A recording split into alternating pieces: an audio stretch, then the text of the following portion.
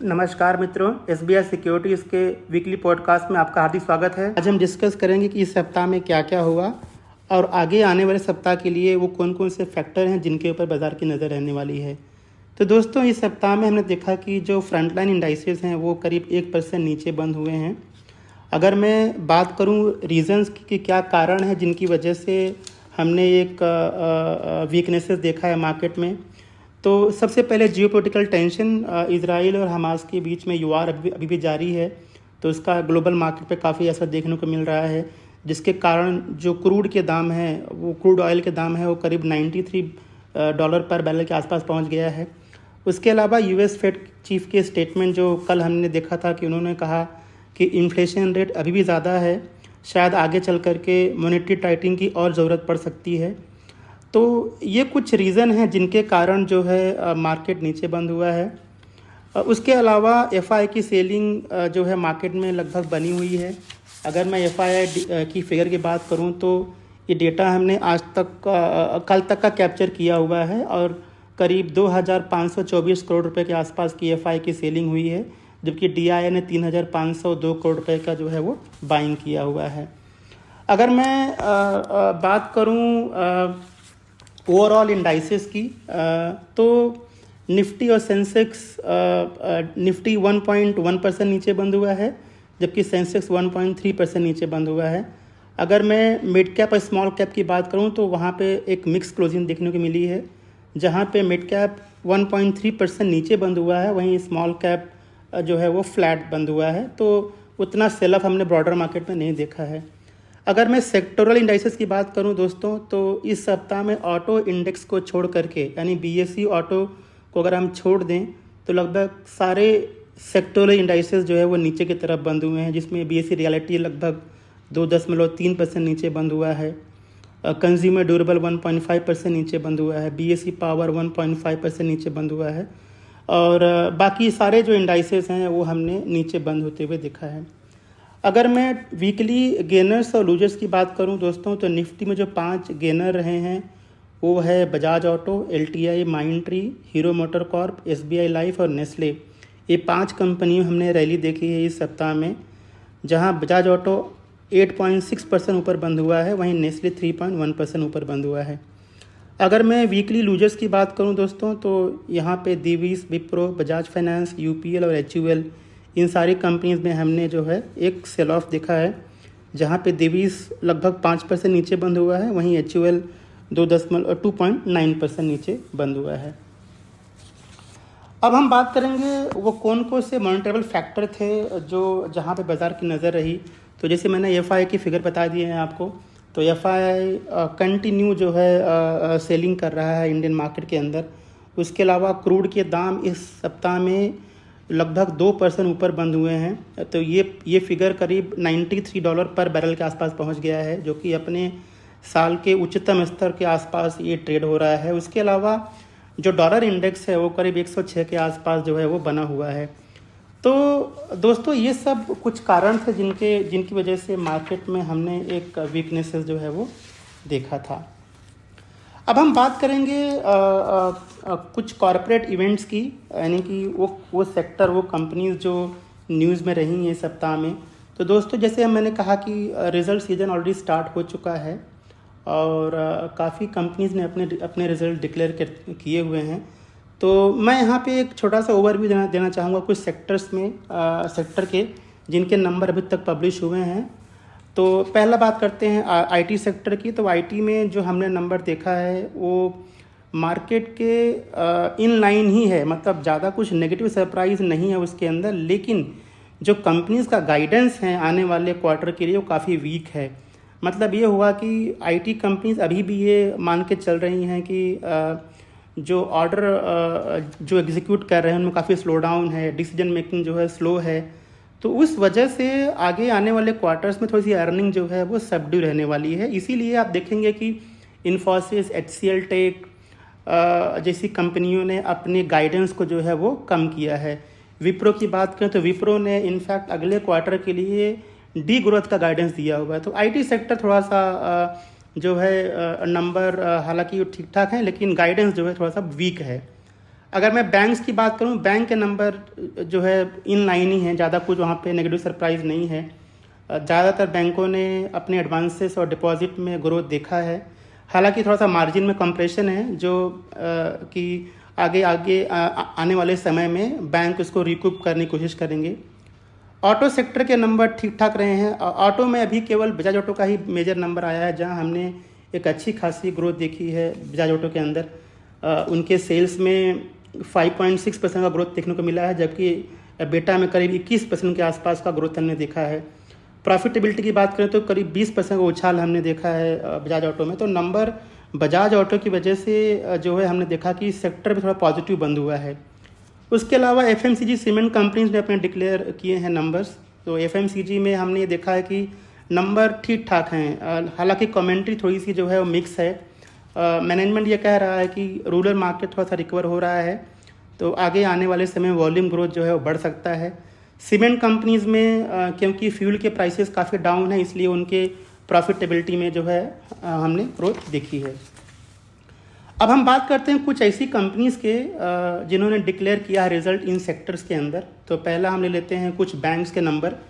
तो HDFC bank की अगर मैं बात करूं तो सिक्वेंशली जो है कंपनी के अर्निंग में ग्रोथ देखने को मिला है। अगर मैं एनआईआई और पैट की बात करूं तो 34% और 36% का ग्रोथ हमने देखा है Q1Q।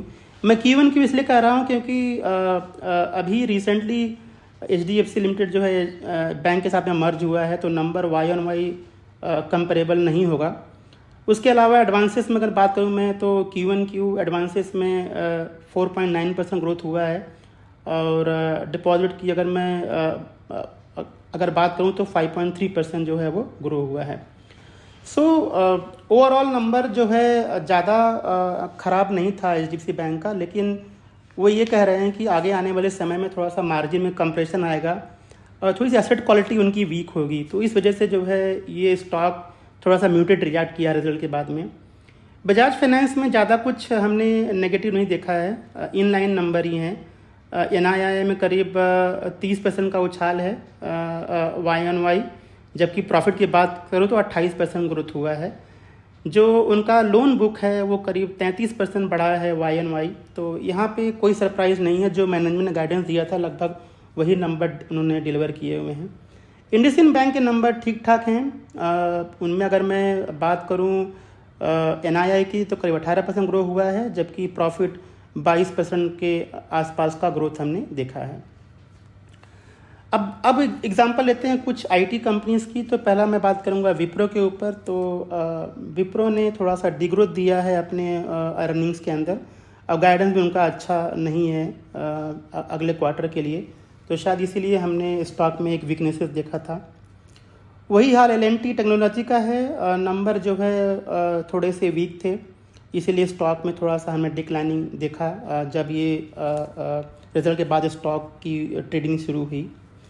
ऑटो कंपनीज में जिस मैंने कहा कि दो कंपनीज हमने लिए हैं एग्जांपल है, एक तो सीएट लिमिटेड और बजाज ऑटो। बजाज ऑटो मैंने ऑलरेडी बता दिया आपको कि कैसे नंबर थे उनके। सीएट की अगर मैं बात करूं तो यहाँ पे वाई ऑन वाई करीब 5.5% का हमने एक ग्रोथ देखा उनके सेल्स के अंदर।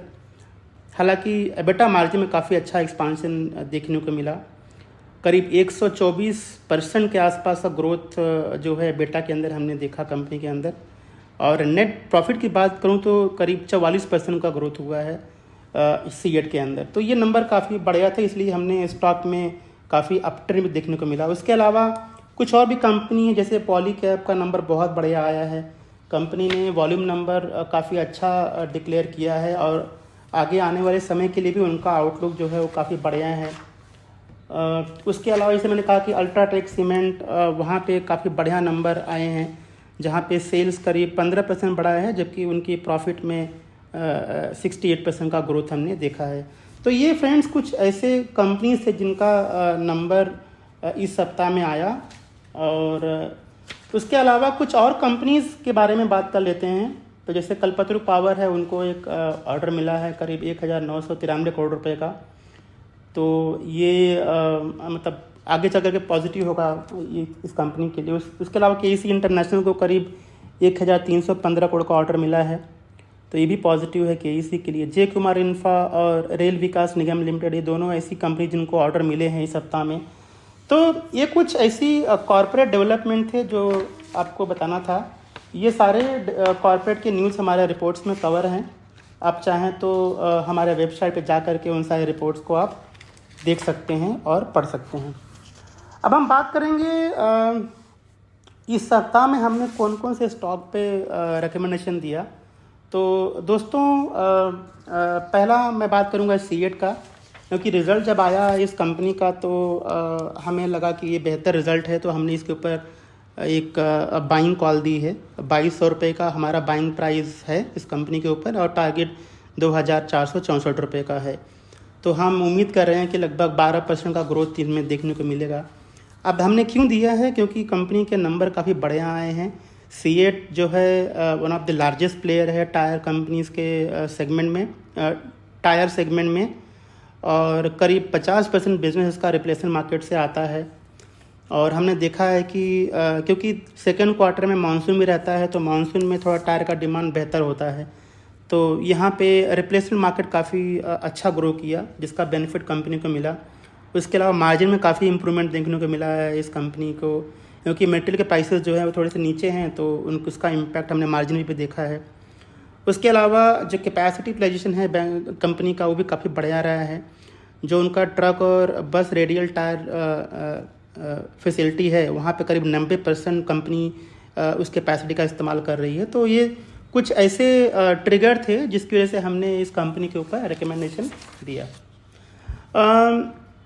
उसके अलावा दोस्तों हमने नवरात्रि पिक, क्योंकि ये नवरात्र का समय चल रहा है, तो हमने कुछ नवरात्रि पिक्स भी हमने दिया है अपने कस्टमर्स के लिए। तो जो कुछ कंपनीज़ के यहाँ पे नाम बताऊँगा जिनके ऊपर हमने बाइंग रिकमेंडेशन दिया। तो टाटा कंज्यूमर है, जोमेटो है, इरकॉन इंटरनेशनल है, Sun Pharma, Bajaj consumer, NTPC, SGVN, ये सब कंपनीज़ पे हमने इस वीक में नवरात्रि पिक्स के अंदर जो है हमारे जो कस्टमर्स हैं उनको हमने ये रेकमेंड किया है। अब हम बात करेंगे दोस्तों कि अगले सप्ताह के लिए क्या स्थिति बन रही है। तो दोस्तों ग्लोबल क्यूज़ जो है एक बड़ा फैक्टर होगा मार्केट के लिए, तो इसके ऊपर बाज़ार की नज़र रहने वाली है। जैसे ग्लोबल क्यू परफॉर्म करेंगे, लगभग हम उसको जो है वैसे ही परफॉर्म करेंगे, ऐसा उम्मीद है। उसके अलावा जो ऑनगोइंग वार चल रहा है मिडल ईस्ट में, उसमें क्या डेवलपमेंट निकल कर के आ रहा है, क्या ये फर्दर एस्केलेट हो रहा है या कम हो रहा है, इसके ऊपर ही बाज़ार की जो है वो नज़र रहने वाली है।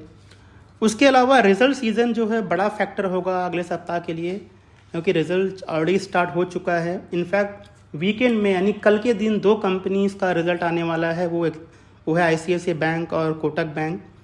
तो ये रिज़ल्ट कैसा आएगा, उसका इम्पैक्ट हमको सोमवार को देखने को मिलेगा। तो बहुत सारी कंपनीज़ का रिज़ल्ट आएगा, जैसे अभी मैंने बताया कि ICICI, कोटक बैंक है, उसके अलावा एक्सिस बैंक है, जुबलेंट फूड वर्क्स है, एशियन पेंट है, कोलगेट है, सिप्ला है, ACC है, बजाज फिनसर्व है, मारुति के भी नंबर आएंगे अगले सप्ताह में। तो ये कुछ कंपनीज़ हैं जो हमें लगता है कि जब इनके नंबर आएंगे तो इनके प्राइसेस में इम्पैक्ट आएगा और उसका इम्पैक्ट जो है ओवरऑल मार्केट के भी ऊपर भी जो है वो पड़ेगा। ये पूरा रिपोर्ट हमारे वेबसाइट पे अवेलेबल है, आप डिटेल में इसको पढ़ सकते हैं। इसमें हमने कॉर्पोरेट एक्शन भी कवर किया है, जिसके अंदर आने वाले समय में कौन कौन सी कंपनीज़ हैं जिनमें डिविडेंड आने वाला है, बोनस आने वाला है या स्टॉक स्प्लिट होने वाली है। ये सारी चीज़ें आपको हमारे रिपोर्ट में मिल जाएंगी, जिसे आप डाउनलोड करके आप इसको पढ़ सकते हैं। तो दोस्तों ये था एक वीकली रैपर इस सप्ताह के लिए। हमें सुनने के लिए बहुत बहुत धन्यवाद, और आगे आने वाले सप्ताह के लिए मैं आपको ढेर सारी शुभकामनाएं देता हूँ। Thank you.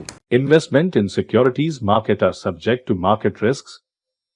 Read all the related documents carefully before investing.